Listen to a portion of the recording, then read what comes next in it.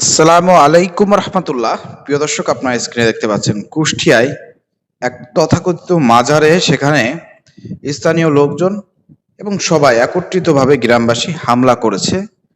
প্রিয় দর্শক, সেখানে হামলা করে সেই মাজার ভাঙচুর করেছে এবং সেখানে নাকি কথিত যে পীর ছিল তাকে নাকি পিটিয়ে হত্যা করেছে, মার্ডার হয়ে গিয়েছে। মানে আপনি চিন্তা করছেন? হ্যাঁ প্রিয় দর্শক, নির্বাচিত সরকার বিএনপি সরকার ক্ষমতায় থাকতে বিএনপি বলেছিল যে বাংলাদেশ আর কোনো মব কালচার চলতে দেব না। অথচ দেখেন, অন্তর্বর্তীকালীন সরকারের সময় কিন্তু অনেক মাজারে হামলা হয়েছে, কিন্তু পীরকে পিটিয়ে মারার ঘটনা কিন্তু আমরা দেখি নাই।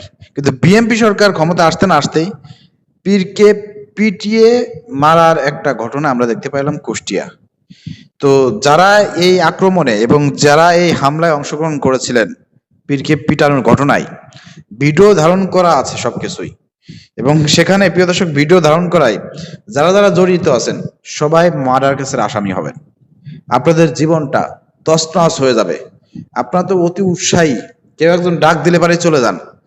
কি ঘটনা ঘটছে, ঘটনার পিছনের রহস্য কি, কোনো কিছু না জেনেই একজনকে মারতে দেখছেন, আপনি মারা শুরু করছেন। এই হুজুগে বাঙালি যেটাকে বলা হয় আমাদের বাংলাদেশে, এই হুজুগে জনতা, আপনারা যে এই কাজটা ঘটাইলেন, ওইখানে মার্ডার কেসের মামলা হবে, কতজন যে আসামি হবে, একটাও বাড়িতে থাকতে পারবেন না, আর গ্রেপ্তার হলে বিচার হবে, কঠিন বিচার হবে। কি মনে করছেন বিএনপি সরকার ক্ষমতায়? তাদের কিন্তু একটা ইমেজের প্রশ্ন, যে তারা ক্ষমতায় থাকতে মব কালচার আমরা উঠাই দিতে চাইছি, আর সেখানে একজন পীরকে পিটিয়ে মারা হলো।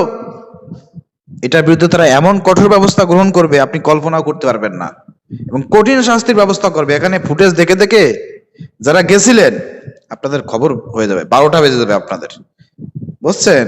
মানে আপনি হুজুক একজন ডাক দিল, আপনি চলে গেলেন, লাঠি সুটা নিয়ে পিটানো শুরু করলেন, মার্ডার হয়ে গেল, আর আপনি নিরিবিলি বসবাস করবেন? এত সহজ মনে করেন না। আমি সবসময় বলি, যেভাবে আপনারা মানুষের কথায় নেমে যায়েন না, যেখানে সেখানে হামলা করেন না, ঠিক আছে? ওই যে মাওলানা মামুনুল হক সাহেবের কথা মনে আছে, রিসোর্টের কাণ্ড, সেই কাণ্ডে যারা রিসোর্ট ভাঙচুর করেছিল, মাওলানা মামুনুল হক সাহেবের যারা সমর্থক বৃন্দ আছে, তারা এখনো সেই রিসোর্ট ভাঙার মামলায় কত টাকা ক্ষতিপূরণ দিয়েছে, কয় বছর জেল খাটতেছে, তাদের কোনো হদিস নাই, খবর নাই। ভোগান্তির শিকার কিন্তু তারা। এই যারা আবেগে কাজগুলো করতেছেন, এইগুলো কিন্তু ইসলাম সমর্থন করে না। আপনাকে কে বলছে? এখানে তো দেশে আইন শৃঙ্খলা আছে, আপনি তাদের তাদের কাছে যান। আপনাকে কে বলছে এভাবে হামলা করে পিটিয়ে পীরকে হত্যা করতে হবে? এটা তো আপনি ইসলামের দৃষ্টিতেও নাজায়েজ কাজ করলেন, আবার আপনি একটা হত্যার সঙ্গে জড়িয়ে গেলেন। এখন আপনার 12টা বাজবে। তো আমি বারবার সবসময় আমি আপনাদেরকে সতর্ক করি, এই ঘটনাগুলো, এই ভিডিওগুলো করে আমি বারবার সতর্ক করি, দেখেন এভাবে হুজুকে কোনো কাজ করেন না, ঠিক আছে? এভাবে গুজবে কান দিয়ে যেখানে সেখানে নেমে গিয়ে এভাবে মারপিট করেন না, হামলা করেন না। এতে ভোগান্তির শিকার হবেন আপনি এবং আপনার পরিবার। দেখেন এখানে কতজনের নামে মামলা হয়, কি অবস্থা হয় আপনি দেখতে পাবেন আগামীকাল থেকে। একেবারে সব একসাথে যাই তো ভাঙচুর করছেন, অনেক আনন্দ সহিত করছেন, অনেক আনন্দ সহিত করছেন, কিন্তু যে পিটাই যে মারিয়ে ফেললেন, চিন্তা করলেন না যে এর পরিণতি কি হতে পারে?